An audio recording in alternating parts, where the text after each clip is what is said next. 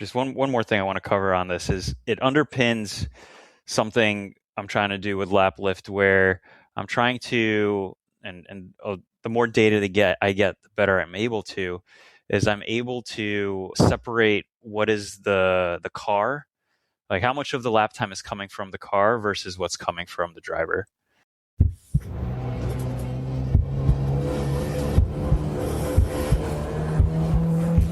Green flag. Welcome to the Blind Apex Podcast, where amateur club racers tune in to get faster.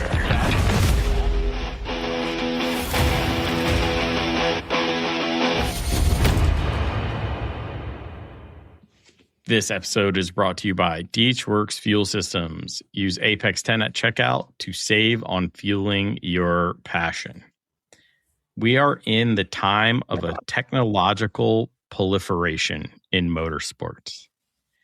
So we're going to talk about a product to help you simplify your data. You have options, and this is one of them, okay? Hailing from the northeast of the United States, a Toybaru or a Subaru driver, I'm not sure. It's just weird cars, Depending on how you look at his ST5 car, it could be either one. A winter sports enthusiast and the man behind Laplift.app. Alex, welcome to the podcast, sir. Thank you, Con. That was a nice intro. I think we mostly call them Toyobarus in the paddock. A lot of 86, but that could be more confusing or less confusing depending on who you are. But right. I think you got most of that right. Okay. It's not the language I speak yet. I'll be hanging out with one probably more often. But yeah. So, okay. ST5 car. And let's talk about your ST5 car, your background in racing, and sort of how you got to where we are today. Sure. Yeah, so I have a 2013 Scion FRS. I got it as a daily for a little while. Went to an HPDE event, really caught the bug, and have been building it for the last 5 years and started racing a couple of years ago. In Northeast ST5, I actually did comp school in Mid-Atlantic at Summit Point. So familiar with that track and some of the people in this region. But yeah, I've done a lot of sim racing, actually really caught that bug substantially right around COVID. That ramped up as that sort of wound down. The real life track driving picked up. And so a lot of what I've built here with Laplift is a function of what I've learned in the sim racing space and tried to bring over to real track driving. Yeah. So, okay. So one, I want to applaud you as an ST driver, super touring driver with NASA, that you didn't convert your college car into your race car. Thank you. That's my running joke on this podcast, mostly with Adam Chug, but whatever. Because I'm like, okay, in the original super touring days, that's what landed there. Now there's a bunch of purpose built, like spec to the points kind of thing, build your widget kind of racing. So it as something that was originally my daily. And then I was like, oh, maybe I could take it to the track. Oh, maybe I should put a half cage in it. Oh, maybe I should make it a race car. Oh, what are the ST5 rules? It kind of was that, just maybe at a later point in my life. So, I guess I got there, but through a different path. Yeah. I mean, the people in Honda Challenge, we would peer pressure anybody driving a Honda into Honda Challenge, right? Or we would attempt to. Okay. All the GTS cars, it's BMWs and, mostly BMWs these days. But that's what we do, right? Like the race groups go out and start campaigning. And it's really easy to campaign for super touring because basically every car fits, right? So, yeah. Yeah. Yeah, there's very much an E36 versus Gen 1 BRZ dynamic right now in the Northeast, especially. So we do the same thing with anyone who's got an E36 or a Gen 1 car. So that campaigning is very familiar to me.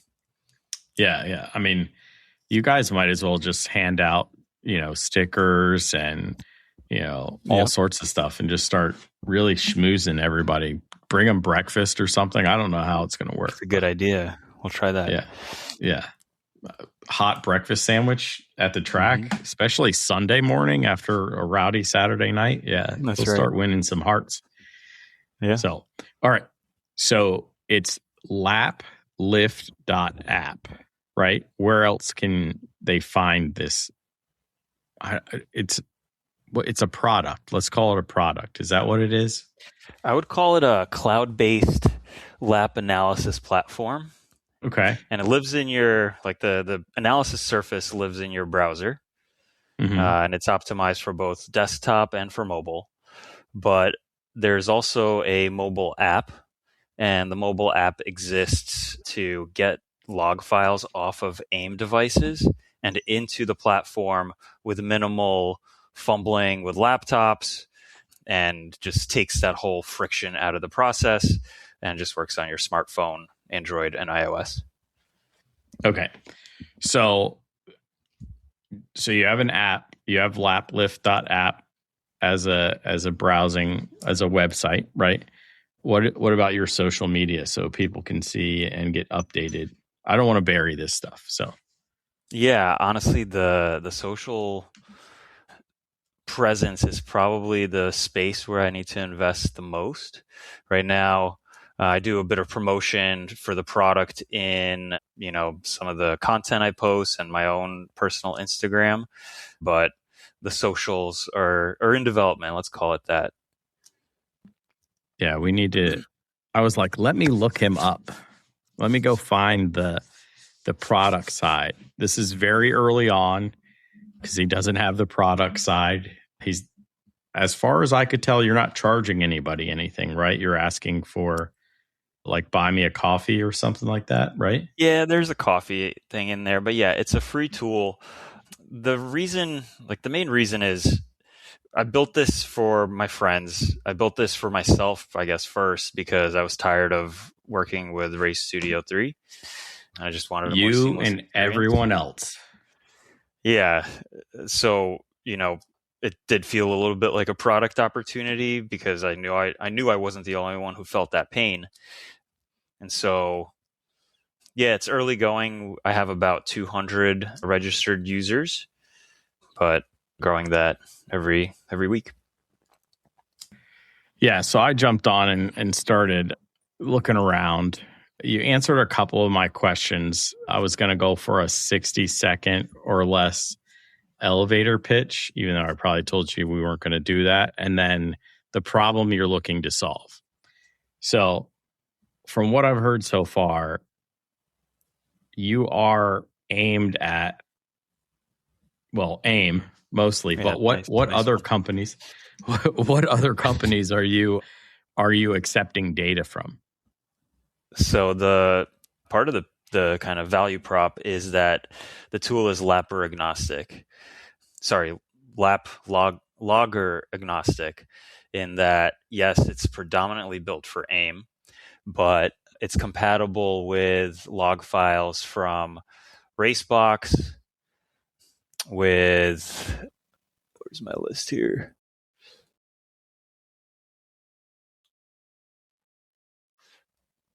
There's 12 different loggers. The main one is Racebox. There's VBox compatibility.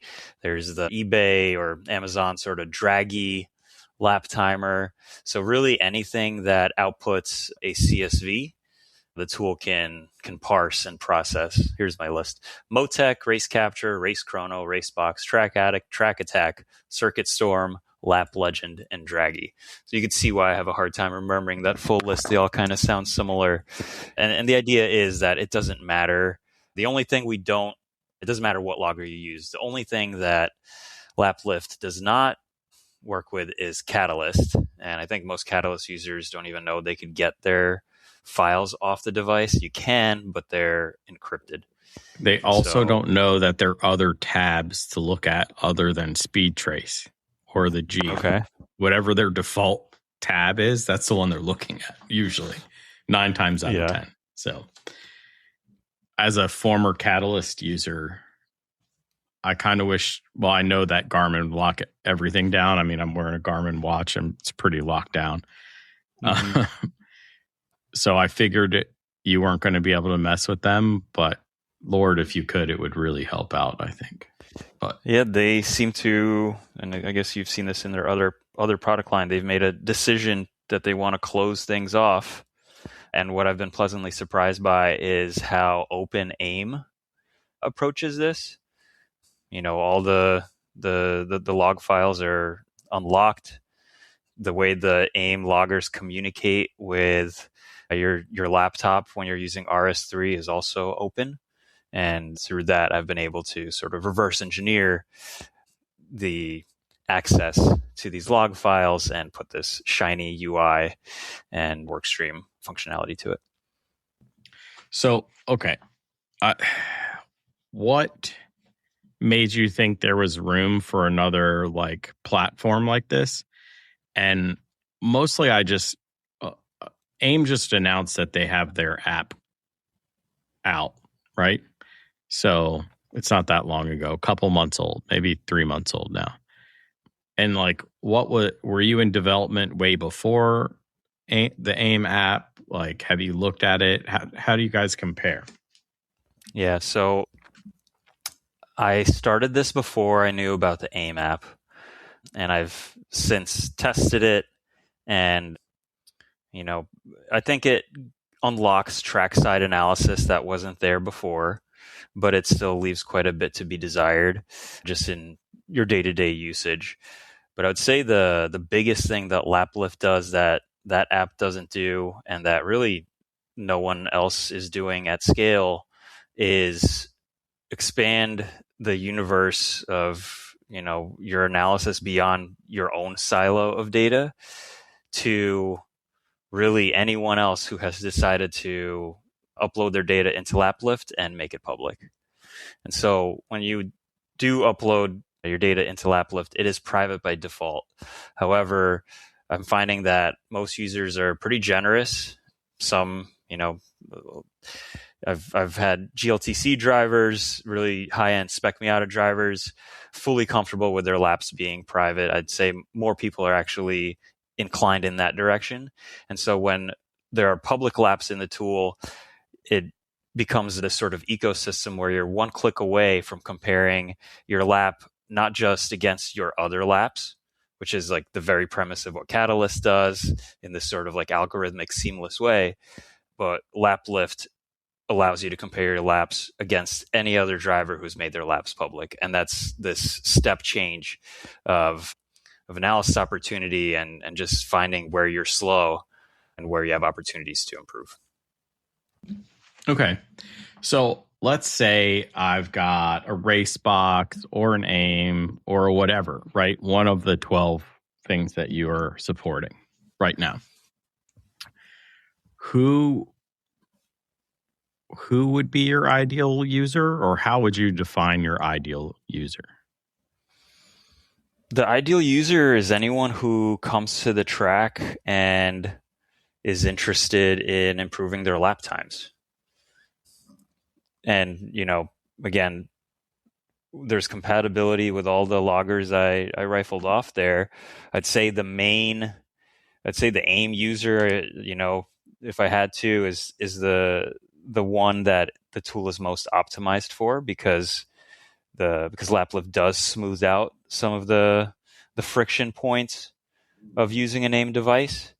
But I think the target audience is broader, because again, it's anyone who knows anyone who's not the very fastest person at the track could benefit from it. Well, and I'm going to play devil's advocate.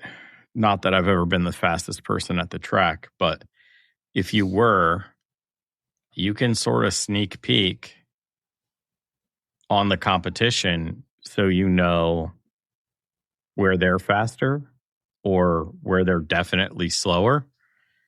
And that sets up your race strategy. So just saying, like, it's a two-way street. I think what you're saying is like there's maybe like secret sauce that, especially if you're exposing inputs like brake, throttle, steering, that you're by uploading your data, you're giving up. And I think that's a real threat to somebody who wants to protect that. There's multiple reasons why somebody may want to keep that private, and that's all an option. So the Laplift is even for those people who want to keep it private and just lurk. I get it. And I think maybe in something like a spec Miata or like a spec series, maybe that would be the case, right? Your on-off brake, they're supposedly so closely matched. But in a super touring realm, in a Honda Challenge realm, in a non-spec, like super spec series, your ST5 car and my Honda Challenge car won't behave the same way. It's true. You know, what I can go is he takes turn 3 at Summit Point slower than he takes turn 10, but I take turn 3 and turn 10 the same speed. Maybe I need to go faster in 10, or I know I'm just going to reel you in turn 3, right? Like, these are things that play into my head. Maybe my car can't go faster in 10. Maybe your car couldn't go faster in 3. It has car dynamics set up. There's like a whole bunch of reasons why it can't, but the cars are completely different, right? Like, you have the FRS and I have a 8th gen Civic. They will not behave the same way. Your inputs cannot be the same, not exactly the same. So yeah, it's an interesting angle, like using it for race strategy and learning. Like, the way I think about it, and if you've spent any serious time with this sort of looking at speed traces and that sort of thing, you know, the main place that you want to start is V-min analysis. So turn X at track Y, I want to know how much am I overslowing compared to this other driver who's able to take that same corner on my same tire and are able to, do it at 5 miles per hour, roll 5 miles per hour more than I am. So I think like that is the sort of like atomic structure of Laplift and how you can use it to make yourself faster. But the use case you described is an interesting one where, if you're competing against someone, they've made their laps public, you may learn that you're faster in one corner, they're faster in another. And now this is a sort of strategic dynamic that you can use to inform your own strategy on track. So that's a cool angle of it that is there and could be interesting to spend some time on. Yeah, I mean, you could have 0 delta. You and I could run 24s at Summit Point, right? 24 flat, Summit Point Raceway, Maine, right? Yep. But you will likely be faster in the carousel. I may be faster in the high speed stuff. Maybe. We'll just say, like, maybe. Okay. Probably fair. Yeah, because it's my front wheel drive car is really optimized for fast stuff because that's what it's really good at. And it's not miserable, but it's not as good in the slow stuff. And I work on that. But I work on it as a driver because it's really rhythmic for me, but it's also setup issues, right? But if I know, okay, he's right behind me, but as we exit 9, that we're separating, and then we come through 10 and we separate even farther, I know I still have 2 more high-speed corners before you should be able to reel me in, and maybe I can start pushing and maximizing. Or if it's the other way where I'm behind you, if I can catch you coming into turn 5 under the brakes, which I doubt it, but anyway, if I catch you coming into turn 5 and I can minimize your pull through the carousel, which is where I'm weak at, or maybe I abuse my tires more. Then when I get to the faster sections, I know I have almost 4 consecutive high-speed corners, to come get you.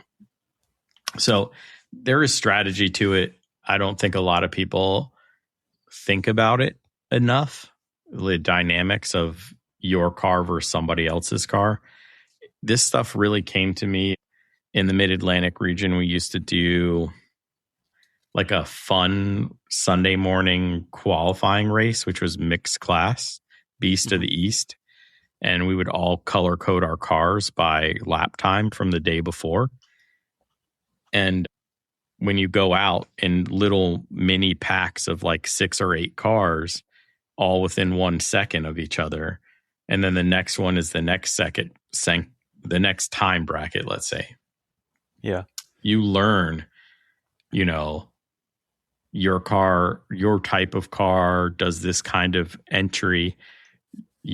Another car like the Spec 3s love like really big slip angle, like dynamic entries on passing. That's what they do. It's just like, my car can't be that sideways. If it's that sideways, I'm in trouble. Okay. Somehow their cars get through it. No big deal. So they like to come up on the inside. They like to slide. I know if they do it later in a race, maybe we over under them. I get my position back. There's tons of dynamics and things to learn when you're in a mixed class race like that. So not mixed class, but a mixed type of car race. Yeah. So. And I think you mentioned spec racing.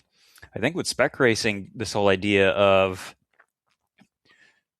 strategic sort of analysis of your competitors could be even more like actionable, where you may learn that they're good in one corner, and you're only talking about like a 2 mile per hour difference in Vmin, but that's enough to allow you to make a pass. Maybe it could inform a setup change, where if you're in like an ST, the cars are so different, like they're just inherently going to be good at one thing or another. If you're in a spec series and you identify, an opportunity, maybe it's something that a setup change is enough to actually exploit. 2 miles an hour is huge. Are you kidding me? Exactly. Yeah, it's huge. 1 mile an hour is huge. Yeah. I mean, any car, I think. I know in Honda Challenge, there were certain corners that I was working on that I needed another mile an hour in. And feeling that next mile an hour is really hard. I'm a creature of habit. And any type of data analysis will tell you how much a creature of habit you are. Like when you overlay your laps and stuff, it's going to be like, oh, it's the same line, right? Like, and then if there's something off, you go look at the video and you go, oh yeah, I was passing somebody or letting somebody by. But generally speaking, your overlays are pretty much the same. It's really hard to find time when you get ultra consistent. So I agree. I think even looking at the data, you might know what you need to do differently, but you go out there and you try doing it. I had this experience in the uphill Lime Rock this weekend where I'm looking at my friend's lap and he's lifting so much earlier. He's just a totally different approach to the corner. I go out and I try to do it and it just doesn't work for me. And I kind of give up and I'm like, what? I'm just, that is not how I take that corner. So you got to work at it. It's not an instant fix, but at least you have a blueprint for it. Yeah, absolutely. And that's the thing, right? Like, so data and data analysis is really good. It's how do you get yourself to apply it, right? You can tell yourself one thing, like one strategy is work one corner at a time. Depending on the size of the track, I'll work 2 corners at a time, but on polar opposite sides of the longest straightaway. Stuff like that can help you pick up time and pick up time faster, but you still have to be able to identify it. So you have to start using your data. Your aim solo is not a really fancy lap timer. There's data behind it. And this is a tool that will help you look at it, right? So I think that's important. People don't look at it. I know people that have 2 or 3. I know they have the original Solo. They have a Solo or Solo 2, and then they bought a car with a OBD2 port, and now they have a Solo 2 DL. They have 3 Solos. They own all 3 of them. They never got rid of them. And if you ask them, did they ever download their data? It's a no. It's even more inexcusable with the DLs, where you have such rich information coming off the car. You could use it to troubleshoot setup issues, but I also understand the friction of the technology could feel overwhelming. And especially if, like we mentioned earlier, RS3 is not the most user-friendly. So a lot of what I aim to do here is to make things simple, make it intuitive, just like using any other website. So I do data every day, all day. And I despise Race Studio 3. Despise it. It's the worst thing that I've ever had. Now, I haven't used the app. I meant to use the app, but my season hasn't gone as planned, right? It went as planned for one race. I won it. And then after that, it has been a disaster. So I haven't even looked at the data. And I didn't even look at the data from the one win because I got out in front and I sort of put cruise control on. So yeah, you're not going to gain data from stuff like that. Not good data anyway. So I think like one insight I found is a lot of this is about timing. And so you get home from the track, like maybe you want to look at results, but you had other things to do. You had a car you needed to fix. You had a new class you need to prep for. It's just not a priority. But I'm trying to kind of strategically time my marketing around events. And right now my marketing is Facebook posts. Sorry to everyone who has been spammed by my constant posting. I promise I'll slow down soon. But when somebody's getting ready for a race or a TT, whatever it might be, I think like that's the primary moment where it is top of mind. And so, you're getting your car ready, but, maybe get your log files off the logger from the last time you were at the track a year ago and load it into the tool and make that part of your prep. Because I think, showing up at the track with a plan, knowing what you need to work on is going to really unlock some real time. Yeah, absolutely. Not just race weekends. So this is where you're missing some stuff. You need to promote more and stop apologizing for promoting something that is going to help people if they actually use it. Okay. I'm trying to be nice about it, but also convict those that aren't doing it correctly. But some of us, we do Tuesday, Wednesday, or Thursday off the wall practice days, right? Or test days. Every time you hit the track, you need to have a purpose. And what backs up that purpose is data and testing. And the data backs up the testing, right? If I'm testing sway bars, I need to know what's faster.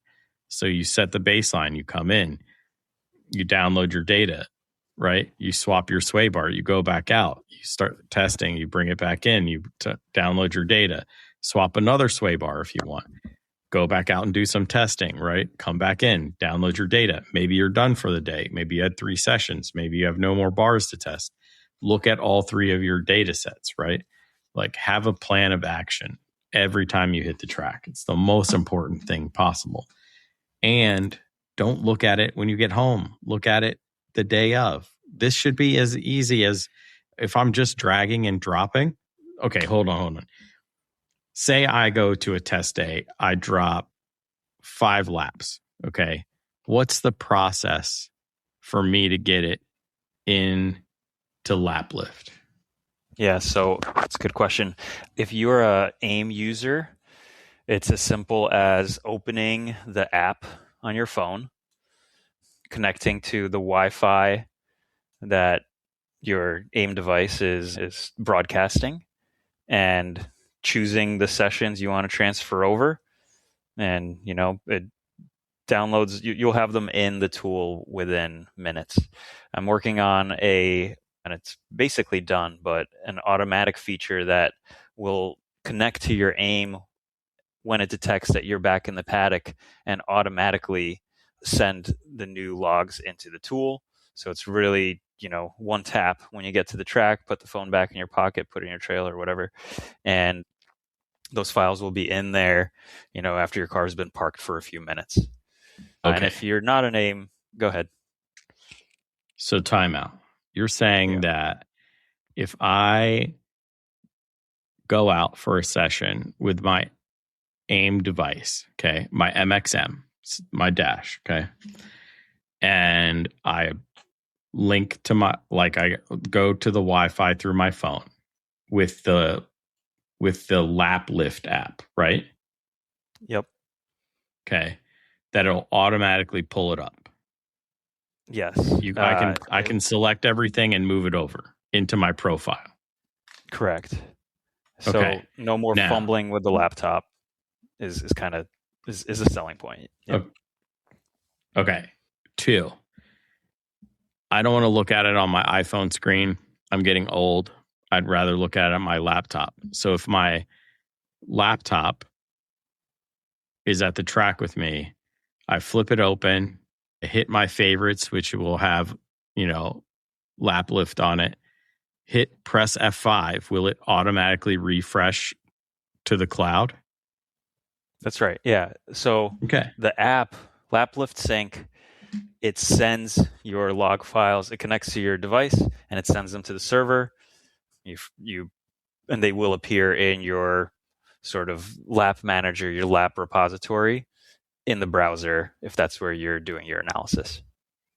So when you come off track, you link to your device through the Laplift app, and then it can be on your phone to look at or on your laptop if you want.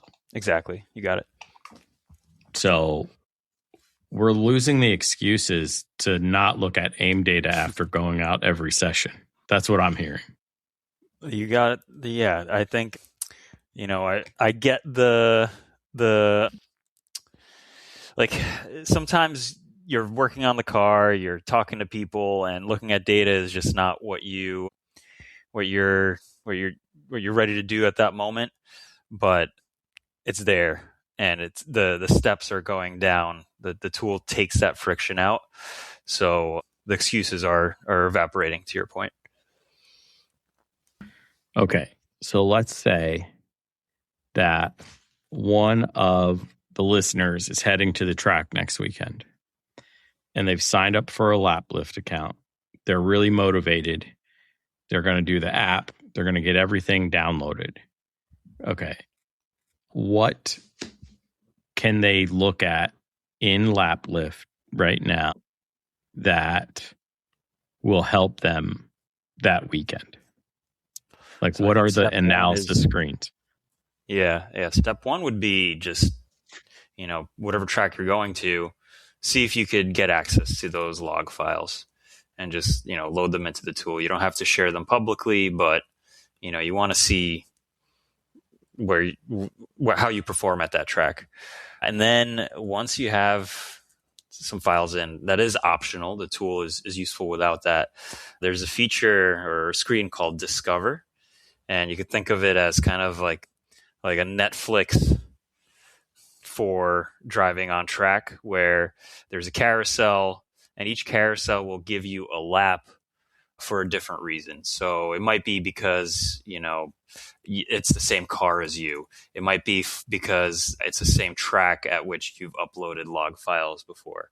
But it makes it a sort of digestible, bite-sized way to browse data and just analyze laps that will be relevant to the car you drive, the places you drive. And you click into it, it loads the analysis UI. This isn't the kind of thing that's probably easy to describe with words, but it's your sort of squiggly lines with any channel that's in the logger. There's a map feature that shows the exact line you took. or the other driver took. So that's the GPS trace. I kind of, you start building this, you get all these ideas. And something I totally wasn't planning to build was a video panel. So if you if you point your browser at where your video is stored, you can have a little sidebar showing your POV in that moment. And so it really makes a Smarty Cam not that important. And if you use a GoPro or a DJI, you could click to establish the offset between the data and the video. It'll do its thing for a couple minutes, and you're no longer trying to find that perfect point of alignment that, if anyone has used race render, is very familiar with. So I'd say those are the main things. It's your data traces, your map, and then your video are the most important things that are helpful for this sort of analysis. Okay. So you're saying any of the million channels of data that my MXM is picking up through my OBD2 port, I can put up into here. Yeah, you start with, I think everyone's familiar with your speed trace. If you have your inputs, you have your brake, your throttle. But, with any of these AIM devices, if it's connected to OBD2, you're logging however many other channels that are coming in through your CAN network, and you could place unlimited additional traces and choose whatever channels that are broadcasted into that log file. And, you might want to see, what your wheel speed is for your front left versus your front right. You might want to check your coolant temperatures. It's all available in the tool. Yeah, I get all that stuff. It's the most amazing thing to have a nice OBD2 car, just saying. Yeah. That's awesome. Yeah, I haven't uploaded anything, mostly because I don't have any power in my car to actually rip the data out of my MXM right now, but I can't wait to start really fiddling around with it. I implore people to go to Laplift.app. There are, I want to say there was 58 under the Discover tab, which has like Summit Point. It has Lime Rock, NJMP, Lightning, and Thunderbolt, and some other laps that aren't named. But look at it, see what each one of them offers, and see if it's something that you might sign up for. I mean, it's not going to cost you anything, so I think that's pretty impressive that you're putting out this product for free. But yeah, so okay. Let's see. Let me go through my questions. This is where I'm a bad podcast host, other than not editing according to you. But I think I've covered everything. Really, we would have to go to some other type of topic where we talk about like how to do analysis and what the step is. If you don't know by now, we've mentioned it a couple times, and I had a podcast with Mario about VMIN speed and how you need to look at things through that first, and then you can start evolving from there. Former guest of the podcast, Ross Bentley, has a masterclass on how to coach yourself. I took it. It was pretty good for, learning how to decipher data and then also prepare yourself to go out on track. So that's something worth checking out in addition to. But is there anything else that you wanted to talk about, Laplift? Yeah, I do want to say the Mario's VMIN work is it's just so foundational, and it inspired a lot of this. And it actually, a lot of it underpins. Just one more thing I want to cover on this is it underpins something I'm trying to do with Laplift, where I'm trying to, and the more data I get, the better I'm able to separate what is the car, like how much of the lap time is coming from the car versus what's coming from the driver. And so the VMIN, there is a VMIN analysis tool. And, anytime you're looking at your speed trace, if you turn it on, you're able to see what is like where you rank in terms of percentile for that particular corner, but not just, in any car, but for that particular tire and for those conditions. And so that's one way the tool separates how much of this lap time is generated by the driver versus the car. But that is a foundational thing that comes through in other places. And I think it's a critical point of what we're able to do here.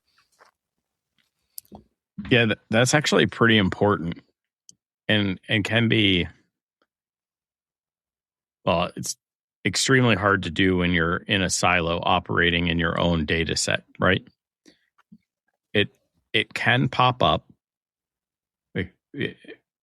if you're tracking heat cycles and different things like that. You might be able to narrow some things down, but you're going to have to do a lot more laps, right?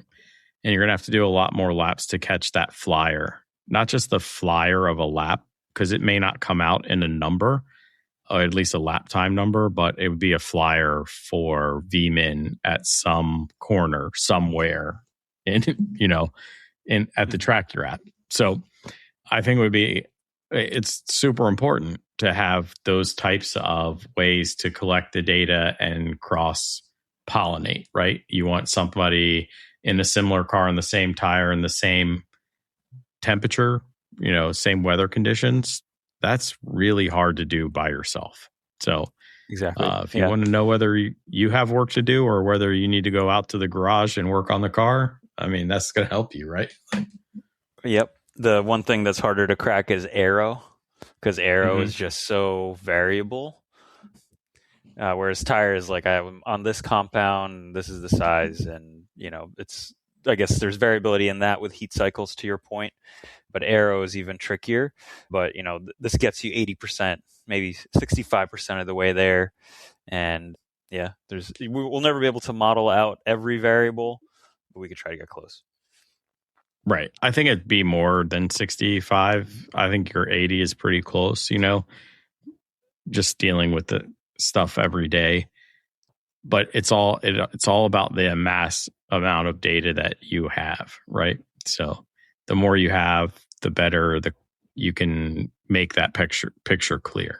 So come participate if you're down for that kind of stuff. It'll definitely let you know where you are in the world. So that's kind of important. I'll hearken it to, you remember when Gran Turismo and Forza finally were like on the internet and you could tell where you ranked in the world about how terrible you played that video game?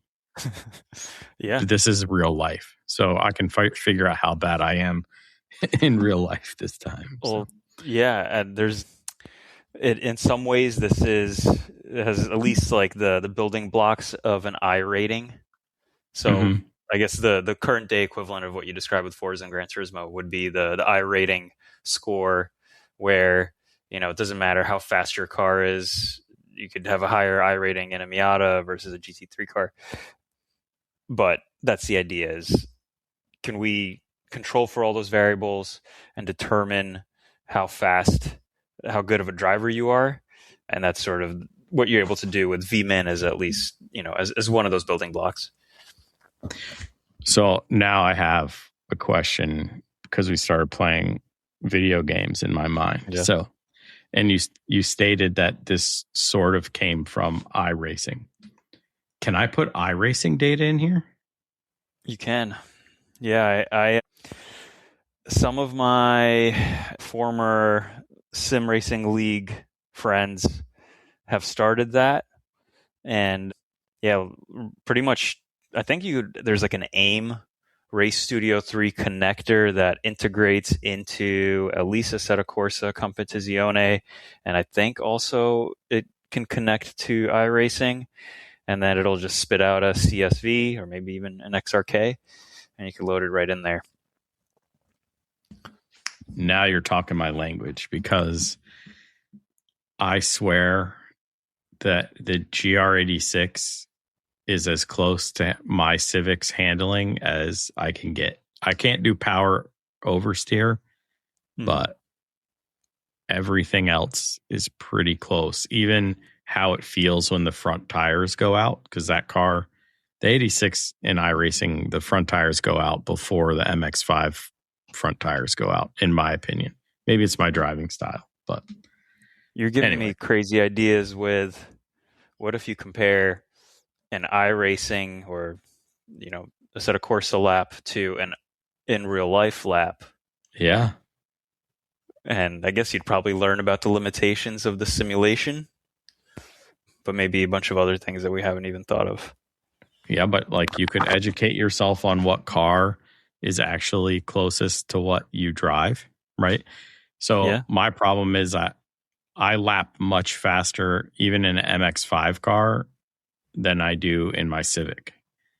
But if you look at VMIN, my entries are pretty close, right? So I'd love to compare and see, like, is it the simulation of their power to weight application versus my actual, so You might and find figure out why. It could be like self-preservation in real life that is less powerful when you're on the sim. If you get what I'm saying, you just don't push it as hard in real life. I'm the guy that gets upset when people bump into me even for a little bit in iRacing. Yeah. Like, okay. But I'm always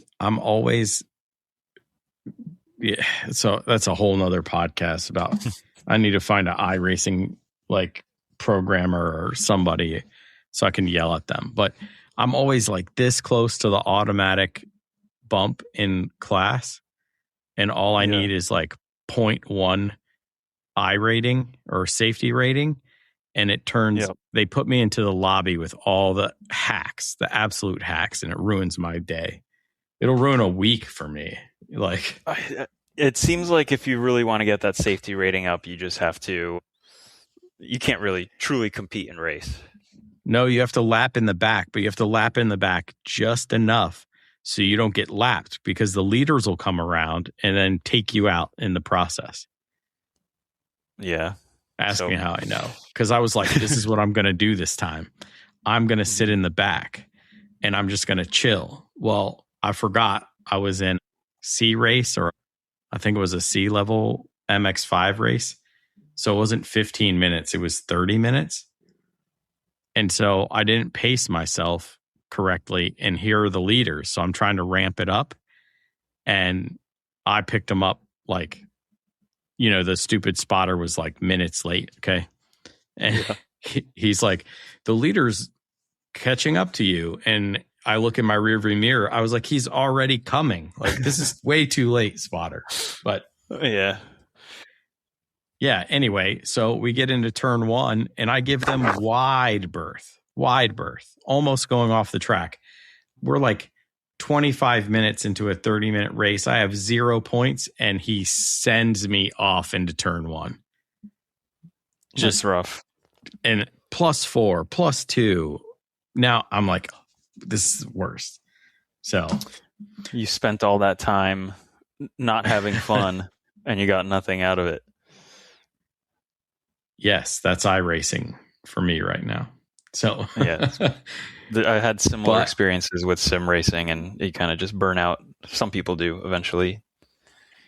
I can see it, but there's still regimented things I do every week that help me, in this case, stay sharper than I would be if I weren't doing it while my car is broken, but also to get faster in real life. So, and the fact that maybe we can transition or compare those data sets might actually be helpful in one day. I'm curious. I'd love to hear what you figure out, what you find. Yeah, I'm going to have to do that. But yeah, awesome. So, okay, 50 minutes in, did we have anything else? Did we miss anything on your list? I talked about the video feature. I think that's huge. We talked about separating the driver from the car. Mm-hmm. There's a good bit of algorithmic coaching. So we talked about this early on, the same way Catalyst finds the best of your runs to a particular track. This will do something similar, but expanding that scope to everyone who's uploaded their data. No, I'd say we covered most of it.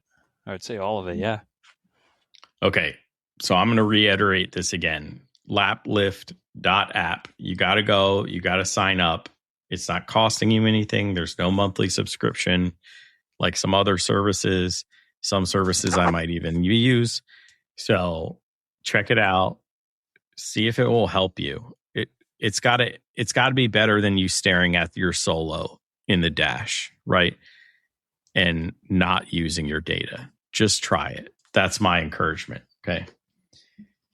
But let's do the 2026 segment because you're a ST5 racer with, the FRS and what I think is way better ABS than I have. So you ready for this? I'm not sure I know what the 2026 segment is. Oh, see, you're not listening all the way through. See, look at you. All right. In your race car, ABS or no ABS? I've tried both, and I've learned I'm not as good of a driver as I thought I was, and I'm very much an ABS kind of racer. Although I had an Endurance E30 car, and we raced that thing without ABS, and it was fine. As soon as I lose ABS or I turn off ABS in the Scion, I'm a mess. So I think it's a bit car dependent. In my personal car, I'm very much an ABS on kind of driver. Okay. But in an endurance application, are you truly 10/10ths the whole time? I mean, when we got to the track and we had like a practice day, I was wheeling it. I wanted to set a faster time than my teammates. So it was sure in the race. Yeah, it's not, 10 out of 10, but yeah, I found that car. I could stand on the brakes. Maybe it's because they weren't boosted and just not lock up. Oh yeah. That's important to note. When you're not boosted, it's like you really got to stand on them. So, yeah. Okay. So now the follow-up question is, since you're ABS in your primary car, are you threshold or stand on the ABS and let the ABS do the work? Depends on if it's dry or not. So when it's dry, I stand on them. And I can't remember who you were talking to recently. It might have been Barbado, but I also can't feel the ABS engage. Maybe it was you who said this. I say it. Yeah, I can't feel my ABS. I can't feel mine either, so it doesn't matter, or it seems like it doesn't matter. I just stand on them when it's dry. When it's wet, that's where I could feel like threshold braking is actually shortening my stopping distances. So yeah, it's condition dependent. Okay. I sort of agree with you. I think that's sort of how I am. I didn't have ABS in my EM1, my first Honda Challenge car. And yeah. Well, now that I have it, I tend to find it. And it's usually when I'm over my head and I'm okay, because it's sort of like my safety net. So, but how do you know you found it if you can't feel it? You feel like less lateral or longitudinal G's? Yeah. It I can't feel it in the pedal, but I know it's happening. Okay. It's hard for me to explain. I think I understand. I can't feel that in the dry in my car. Right. Okay. Maybe I need to do more leg days. No, I do leg days and it just doesn't do anything. Anyway, Alex, it's been a pleasure. Where can they find you since you don't have a Laplift Instagram or Facebook page yet? The handle is Al Pal Cleo Lars. Those are some dog names and a strange nickname someone gave me. But socials are coming soon. Sign up at Laplift. You can message me on there as well. But yeah, it's been a pleasure. Thank you. Yeah, man, I appreciate it. Take care. All right. Have a good night. Thanks. Until next time, keep working on yourself, keep working on the car, and let's get faster.